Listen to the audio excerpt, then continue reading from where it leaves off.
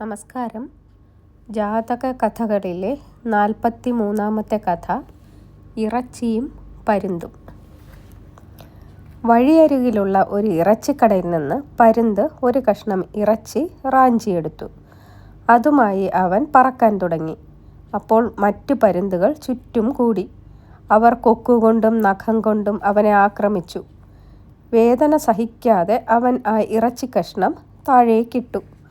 ഇറച്ചിക്കഷ്ണം താഴെ വീണപാടെ മറ്റൊരു പരുന്ത് അത് റാഞ്ചിയെടുത്തു.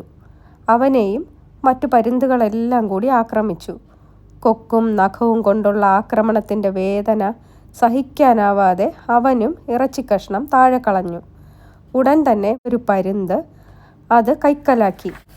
അവനെയും മറ്റുള്ളവർ ദ്രോഹിക്കാൻ തുടങ്ങി. ചെറുത്തു നിൽക്കാനാവാതെ ആ പരുന്തും ഇറച്ചിക്കഷ്ണം താഴെയിട്ടു.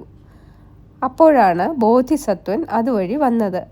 അദ്ദേഹം സന്യാസിയായി ഭിക്ഷാടനം നടത്തുകയാണ്. ഈ കാഴ്ച കണ്ടിട്ട് അദ്ദേഹം പറഞ്ഞു, ഈ ഇറച്ചിക്കഷ്ണങ്ങളെ പോലെയാണ് നമ്മുടെ ആഗ്രഹങ്ങളും. അതിൽ പിടികൂടിയാൽ വേദനയും ദുരിതങ്ങളുമാണ് അനുഭവം. ആ ആഗ്രഹങ്ങളെ ഉപേക്ഷിച്ചാൽ പിന്നെ സമാധാനത്തോടെ കഴിയാം. നന്ദി.